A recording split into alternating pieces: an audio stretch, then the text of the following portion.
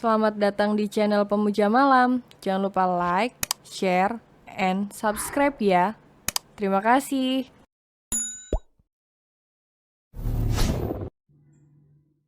Chapter 10. Mencari belahan hati. 1 minggu berlalu dan selama itu pula Arden tidak bisa tidur dengan nyenyak.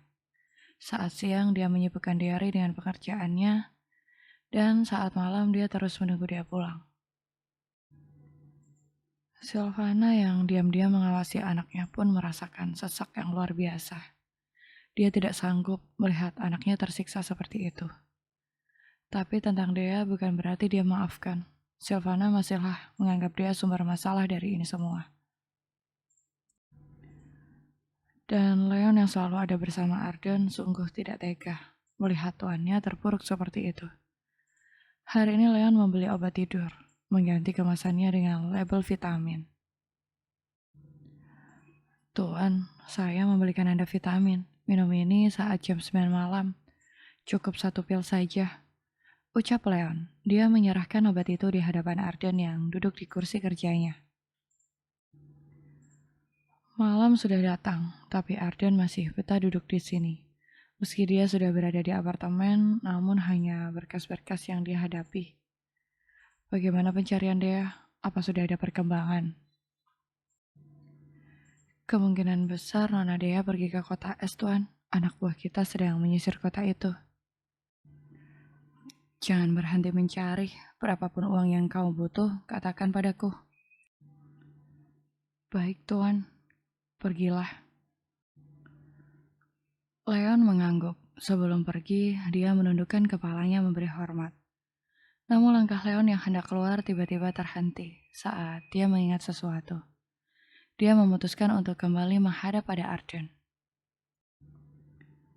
Maaf Tuan, saya ingin memberikan ini. Ucap Arden. Dia menyerahkan selembar foto pada Arden. Foto yang mereka duga adalah Dea. Foto seorang wanita menggunakan baju dan topi serba hitam. Keluar dari Mega Mall 1 minggu yang lalu. Leon baru mendapatkan foto itu. Penyelidikan terasa lebih sulit. Karena saat itu di Mega Mall sedang ada festival, hingga pengunjungnya bertambah berkali-kali lipat. Arden menatap foto itu, meski hanya punggung dan sedikit dagu yang nampak, namun Arden sangat yakin jika itu adalah Dea. Jantungnya berdebar, ingin sekali dia berlari dan menghampiri. Tapi kemana? Menyadari itu, debaran di dadanya berubah jadi sesak.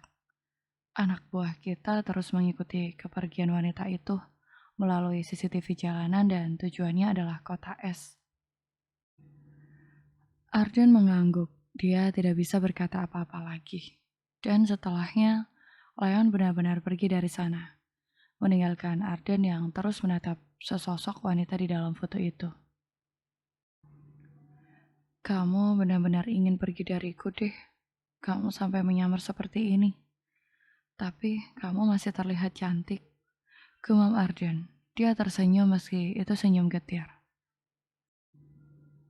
Jangan sampai hidupmu menderita deh. Kamu bahkan tidak melakukan penarikan sedikit pun pada ATM-mu. Apa uang yang kamu bawa itu cukup? Tanya Arden. Meski dia tahu semua pertanyaannya tidak akan mendapat jawaban, namun Arden terus bertanya. Arden sudah memeriksa transaksi rekening Dea. Terakhir, Dea melakukan penarikan sebelum dia pergi dari kota ini. Setelah itu tidak ada lagi transaksi. Padahal Arden selalu terjaga dari ponselnya, mencoba melacak Dea dari sana. Dea juga tidak pulang ke rumah kedua orang tuanya. Mereka semua masih mengira jika Dea bekerja di sini. Arden terus terduduk seperti itu, sampai waktu menunjukkan jam 10 malam. Arden meneguk 1 pil obat pemberian Leon, dan tak lama kemudian dia mulai merasa ngantuk. Sebelum kesadarannya benar-benar habis, dia sudah lebih dulu sadar jika obat yang diberikan Leon bukanlah vitamin, melainkan obat tidur. Mata Arden terasa berat. Untuk pertama kalinya setelah dia pergi, kini Arden terlelap. Mona baru saja kembali dari luar negeri dan langsung mendapatkan kabar pembatalan perjodohannya dengan Arjun. Awalnya dia sangat marah dan ingin menuntut balik. Namun seketika mulutnya terdiam saat Laila mengatakan alasan pembatalan perjodohannya itu. Karena Mona yang tidak bisa menjaga harga dirinya. Mona memang diam, namun dia mengepalkan tangannya kuat. Dia pikir Arden adalah pria sejati yang akan menjaga rahasianya sampai mati. Namun siapa sangka, Arden malah menggunakan kelemahannya itu untuk membatalkan perjodohannya ini. Aku tidak bisa tinggal diam, mah. Aku akan membuat pernikahan ini terjadi. Tekad Mona, namun Laila sudah malas menanggapi. Dia pun kecewa pada anak perempuannya itu. Kini di mata Silvana, dia sudah tidak punya harga diri lagi. Laila bahkan langsung pergi meninggalkan sang anak. Tidak peduli Mona mau melakukan apa. Jam istirahat siang itu, Mona mendatangi perusahaan Harwell Life Assurance. Gedung dengan 25 lantai itu nampak menjulang tinggi. Dan tanpa basa-basi, Mona langsung mendatangi lantai di mana ruang Arden berada. Di lantai 23. Mona akan menemui Arden dan seolah tidak tahu apa-apa.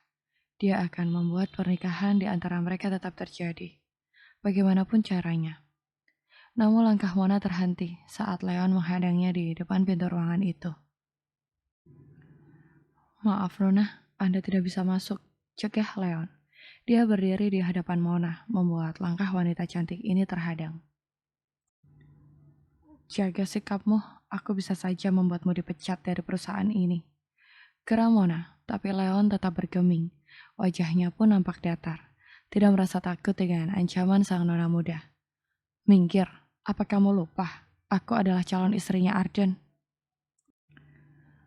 Maaf Nona, tapi perjodohan Anda dan Tuan Arden sudah dibatalkan. Jika Anda ingin menemui beliau, silahkan buat jadwal temu dulu. Anda bisa menghubungi sekretaris kami. Terang Leon apa adanya. Begitulah prosedur yang harus dilalui Mona untuk menemui tuannya. Namun mendengar penjelasan itu justru membuat Mona marah. Dia merasa sedang dipermalukan. Lihatlah, aku akan membuatmu dipecat setelah ini. Geram Mona, dia bahkan mengangkat telunjuknya dan menunjuk wajah Leon. Setelah mengatakan itu dia pergi dengan langkah lebar. Dalam hatinya, Mona berteriak kesal. Semakin Arden menolaknya, semakin pula dia ingin memiliki pria itu. Menikah dengan Arden dan menjerat pria itu selamanya. Datang ke sini dan tidak membuahkan hasil, Mona memutuskan untuk menemui Silvana. Dia bisa saja memutar balikan fakta dan memanfaatkan kebencian Silvana pada dia untuk keuntungannya sendiri. Menyadari itu, senyum di bibir Mona kembali terbit. Di dalam lift, dia mengambil kaca kecilnya di dalam tas dan membenahi tangannya agar sempurna. Tidak semudah itu kamu lepas dariku, Ar. Ucap Mona dan saat pintu lift terbuka, dia langsung melangkah dengan penuh percaya diri. Suatu saat perusahaan ini akan jadi miliknya juga. Sampai di rumah kediaman keluarga Harwell, mobil Mona tidak dibukakan gerbang oleh penjaga keamanan rumah itu. Seorang pria dengan seragam putih malah menghampiri mobilnya dan mengetuk kaca. Maaf Nona, Anda siapa dan ingin menemui siapa? Ucap petugas keamanan itu. Hah, membuang waktuku saja. Buka gerbangnya. Maaf Nona, sebelum masuk saya harus memeriksa identitas Anda. Aku nona muda keluarga Lin. Dan mendengar nama keluarga Lin, petugas keamanan itu langsung menundukkan kepalanya memberi hormat. Maaf Nona, Anda dilarang masuk. Setelah berhasil mengusir nona muda dari keluarga Lin, petugas keamanan itu melaporkannya pada Silvana. Tapi nyonyanya itu hanya diam, tidak memberikan respon apapun. Silvana malah mengangkat tangan kirinya dan membuat gerakan mengusir. Wanita parubaya ini kembali melamun saat teringat tadi pagi dia sarapan seorang diri. Arneta dan Arsila langsung pergi saat dia datang ke sana. Di antara mereka bertiga, tidak ada lagi pembicaraan hangat seperti dulu. Mereka gadis kecilnya yang ceria, berubah jadi dingin seperti Arden. Silvana termenung, merasakan dadanya yang semakin sesak. Kembali dia ingat ucapan Arneta sebelum anaknya itu pergi kuliah. Mama sangat tahu bagaimana rasanya kehilangan keluarga. Papa mah, tapi Mama dengan tega meminta Kak Dea untuk melupakan keluarganya. Yang masih ada hanya untuk bisa diterima di keluarga ini. Mama sungguh jahat. Dan sekarang Kak Dea pergi. Bagaimana jika ucapan abang benar tentang Kak Dea yang hamil? Apa Mama tidak memikirkan nasib janin itu? Saat mengatakan itu Arneta menangis, sementara Arsila terus menenangkan sang kakak. Sudah tah, sebaiknya kita pergi, percuma bicara dengan Mama. Hatinya sudah seperti batu. Silvana membuang nafasnya kasar. Kini hubungannya dengan Arneta dan Arsila selalu dipenuhi perdebatan. Tapi tentang Dea, tidak semudah itu pula untuk dia terima. Sejak awal Arden dan dia memiliki hubungan, Silvana mengetahui itu. Tentang seorang wanita yang rela menjatuhkan tubuhnya di atas ranjang hanya untuk mendapatkan kehidupan yang lebih baik. Dan Silvana adalah seorang ibu yang menginginkan anak-anaknya mendapatkan yang terbaik. Sementara Dea sudah begitu cacat di matanya. Sam, teriak Silvana. Samuel adalah tangan kanannya yang juga menjadi supir dia. Sam, teriak Silvana sekali lagi, hingga seseorang yang namanya dipanggil datang dengan langkah kaki lebar.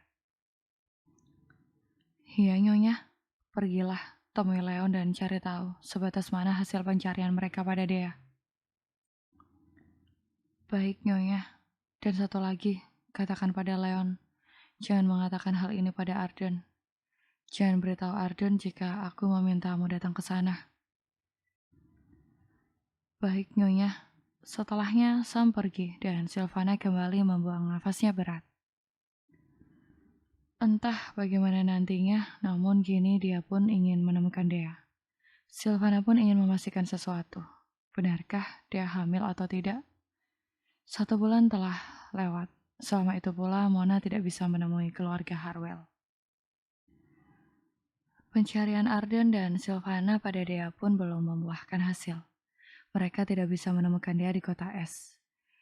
Dari data yang mereka peroleh, wanita yang diduga Dea kini pergi ke kota T. Wanita itu seolah tahu jika sedang dicari dan dia terus pergi untuk menghindar. Sampai kapan kamu akan menghindari aku deh? Apa uangmu belum habis? Gumam Arden. Dia berdiri di dinding kaca ruang kerjanya. Menatap jauh keluar sana seolah bisa melihat Dea. Leon. Iya Tuan, hentikan dulu pencarian ini selama 1 bulan. Kurasa wanitaku juga perlu beristirahat. Baik Tuan, setelahnya ulangi pencarian di kota S. Kurasa dia masih di sana, namun bersembunyi dengan sangat baik. Baik Tuan. Setelah Leon pergi, Arden mengangkat tangan kanannya, melihat jari manis yang sudah dia sematkan sebuah cincin. Meski dia pergi, namun Arden tetap membeli cincin pasangan itu. Milik Dea selalu dia bawa di saku celana. Arden tetap melakukan apapun yang sudah direncanakannya dengan Dea. Bersambung.